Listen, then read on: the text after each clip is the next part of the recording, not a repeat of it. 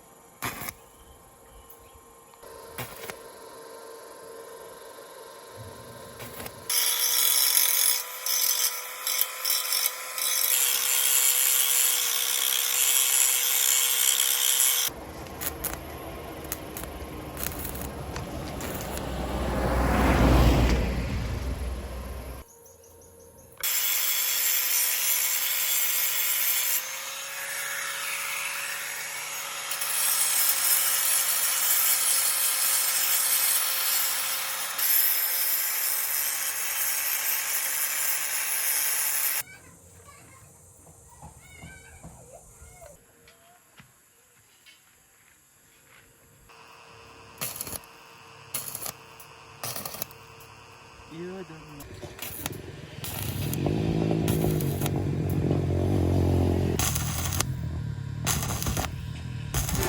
Kung pagbubulangon ang duha nga manok, perdian kanintoy kay waray tutok ko. Hoy! Diba? Pinili ko ikaw Nga urugang.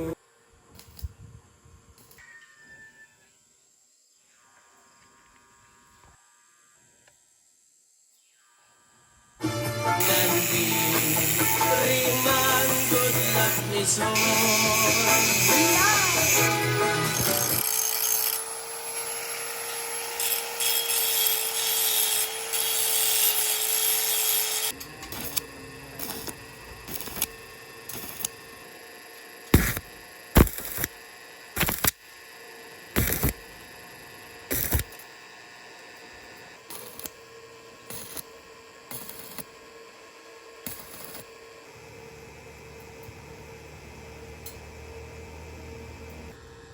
Alam.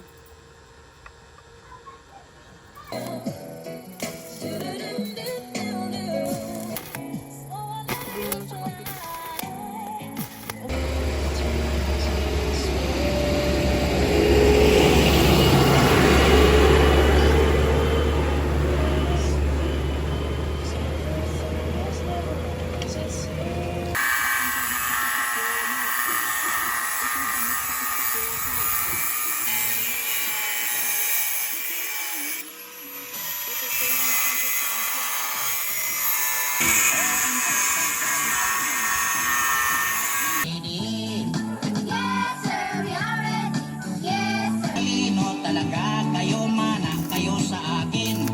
Dadag.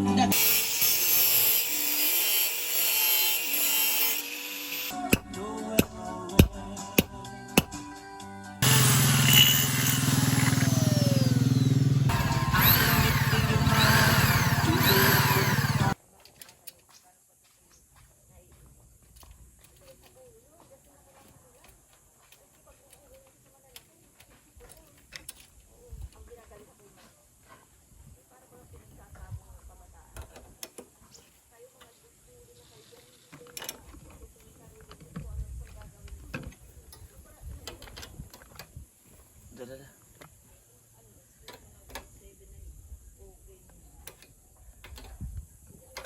Di ko pa control.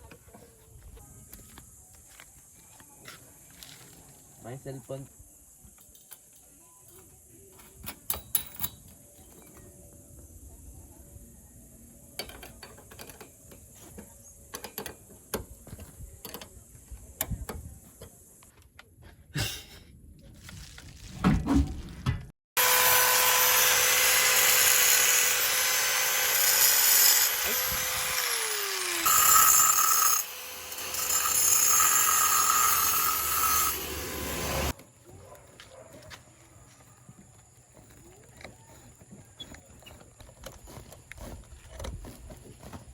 Wala na.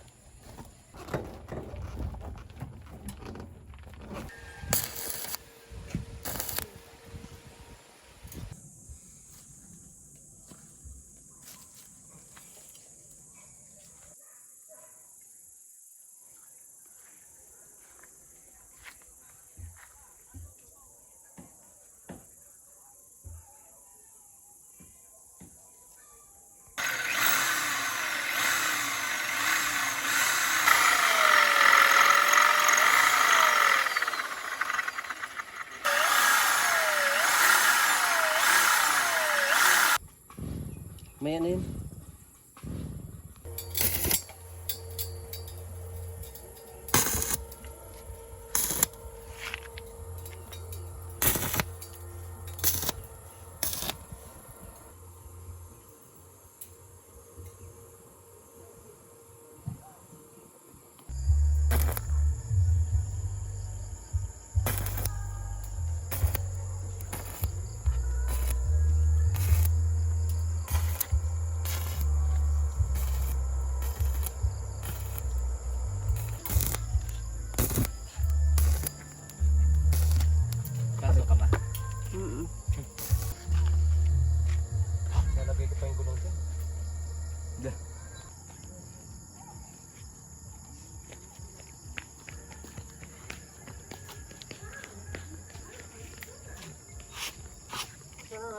higpit.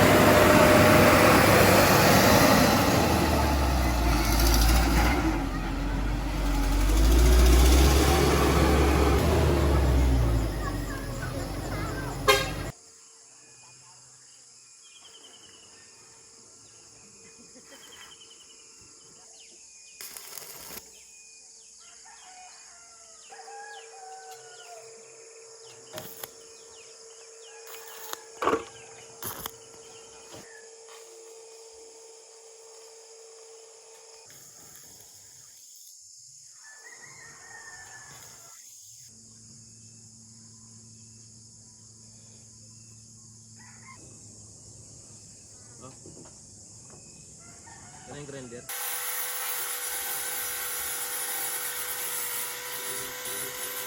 Sama mo to.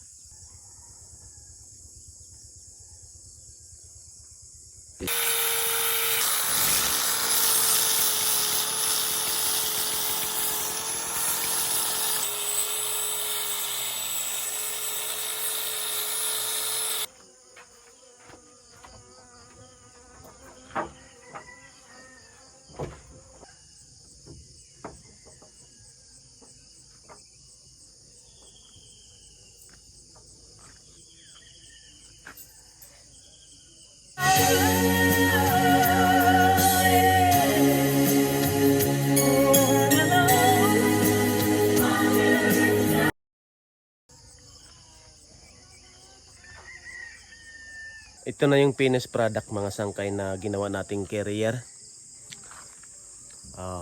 Tingnan nyo.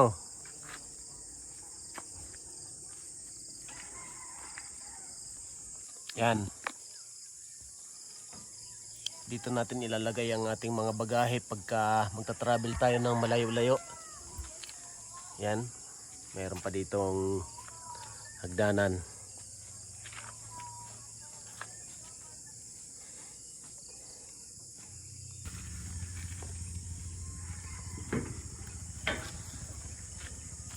Linisan natin. Kasi maraming dumi sa taas. Loh, usap.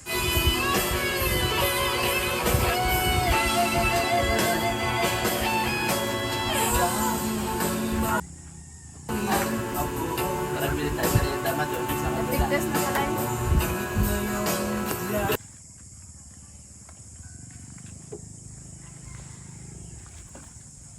Kahapon sinubukan kong magkabit ng busina. Hindi ko napagana. Hindi ko alam kung sira yung relay. Kaya hindi gumana o may mali lang ako dun sa mga ginawa ko. Ito yung dito ko nilagay yung busina. Ito. Tapos yung Nitro Plus dito na sa ano, likod nito. Yung relay dito sa likod ng upuan.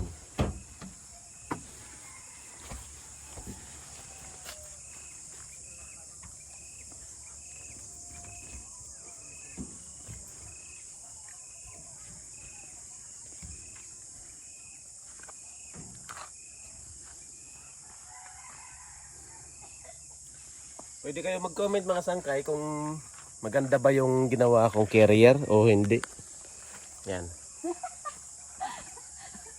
Ako yung camera mo.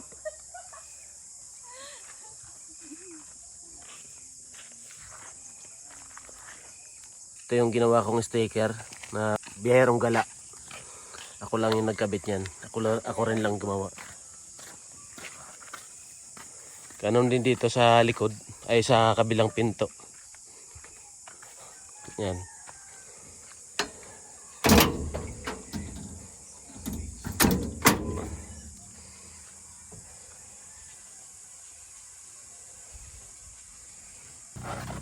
Pinupuntahan.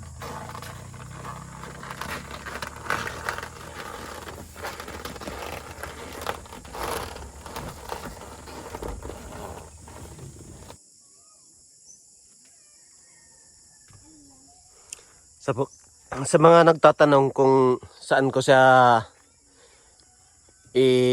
pinakapit yung mga tornilyo, dito ko lang sa pinakapit. Ito. Makikita kayo ditong tornilyo dito.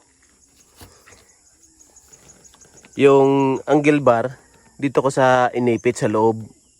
Yan. Tapos nilagyan ko siya ng stopper. Ito. Ito yung stopper niya.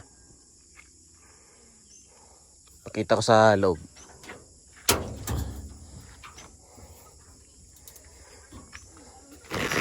Yan. Ito. Dito siya.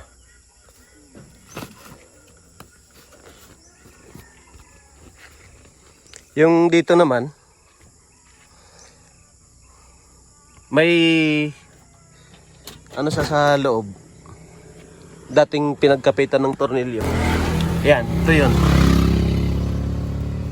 Ito yung dito ko sa kinapit. Kaya medyo matibay siya. Kaya kahit tungtungan dun sa taas, kahit ako tumungtong na rin ako dun sa taas, kaya naman. Yan.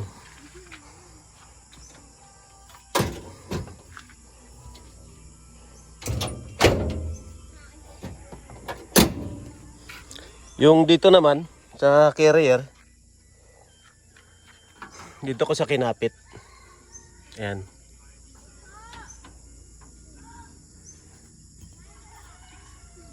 Yan. Madali lang naman.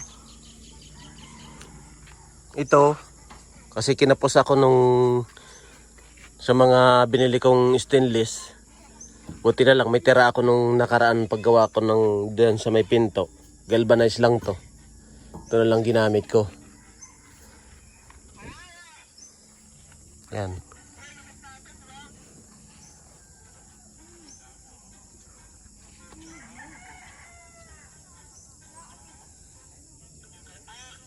Sa mga nagtatanong kung magkano ang ginastos ko dito sa pagbili ko ng materialis, maabot siya ng 3.5 kasama na yung welding rod tsaka yung cutting disc. Maabot siya ng 3.5. Pero yung 3.5 na yun, hindi siya nagkasya kasi yung doon sa may hagdanan, yung ginamit ko, yung dati kong natira na na galvanize na tubular na 3/4. Yan.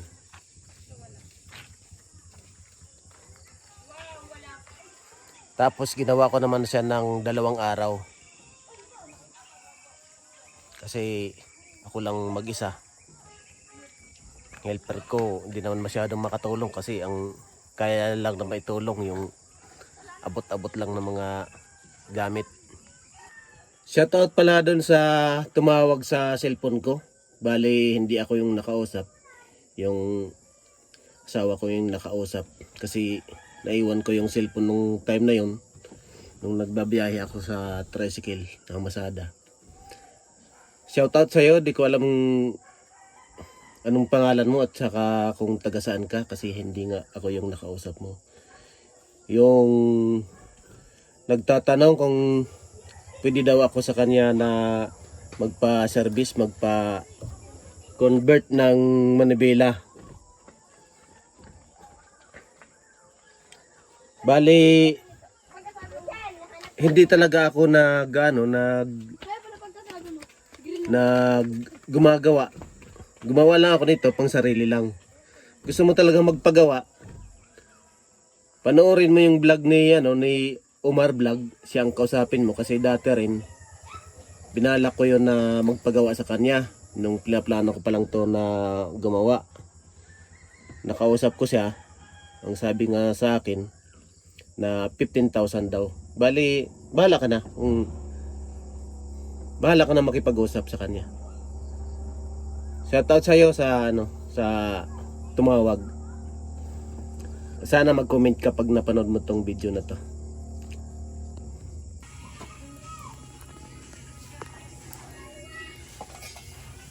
Luluto tayo ng Lucky Me.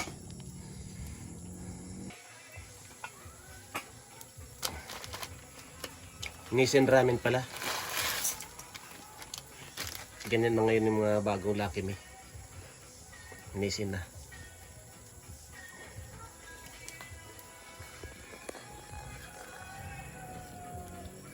Aray ko. Mainit mga sangkay.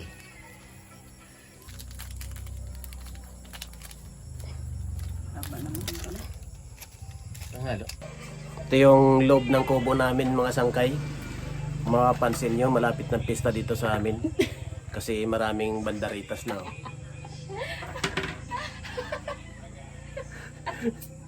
Yan ang pala tandaan pagka malapit ng pista. Maraming sampay doon, sampay dito. Kakain na tayo mga sangkay. Ito na yung ulam natin, yung Lucky Me na Nissin. Ito naman yung tira nating ulam kagabi na bangus. Kain na tayo. Mapati nagkaayat. Kain na tayo mga sangkay. Mapapansin nyo na bihira na lang kami makapunta dito sa kubo namin. Kasi nga busy nga sa kakahanap buhay. Kasi pinaghahandaan ko rin na sana next year makapagawa na ako dyan ng bahay. Kasi darating araw na pagka tumanda na kami, malamang dito na kami maninirahan. Kasi parang nakakasawa na yung ingay sa Maynila. Maganda dito sa bundok kasi dito tahimik, tsaka maluwag yung dito.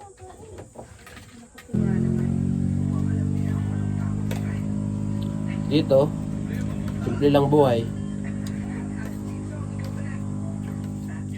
tahimik, sariwang hangin.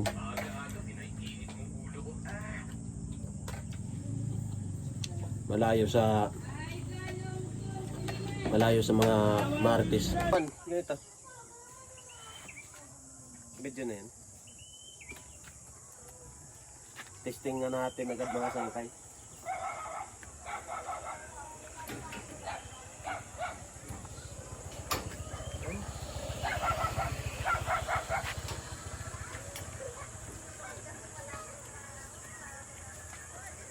Ganyan.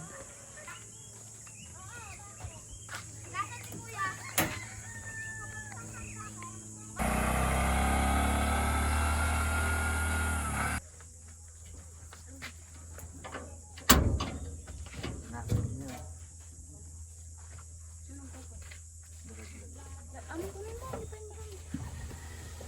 Patagay mo ka pa.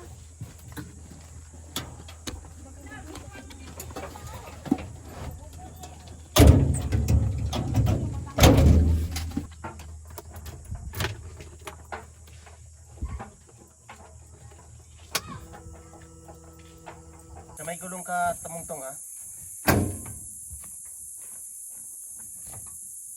Humawak ka ha. Hawak.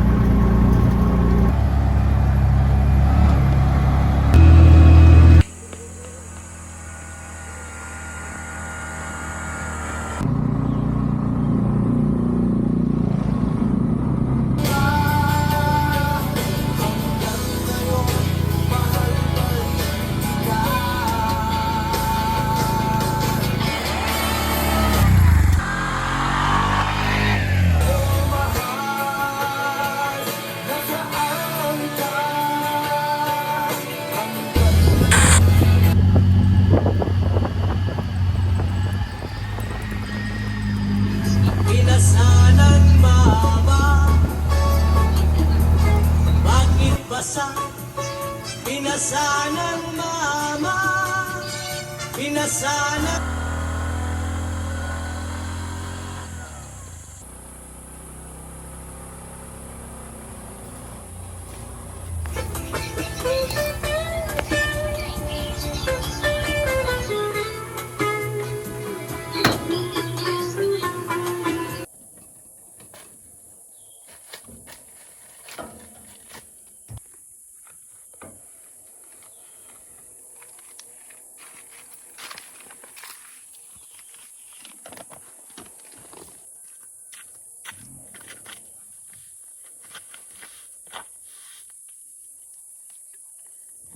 Sarap ng buhay.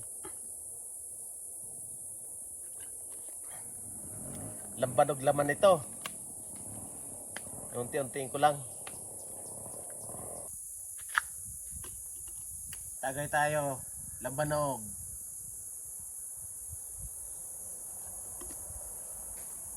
Ito yung kalsada na to. Papunta yun doon sa may Saray. Tapos, ang mangyayari dito, tagos-tagosan na to ng mga kalsada. Yung mga dating kalsada ng laging, sisimentohin na. Hanggang doon sa may lupa namin doon na, na 4 na hektarya.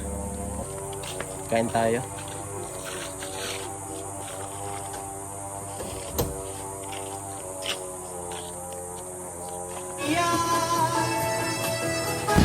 Pag pinuligay, pag tinabangay kita, amuin ang solusyon. Ang tinutuntunan, lupo ang ilarom.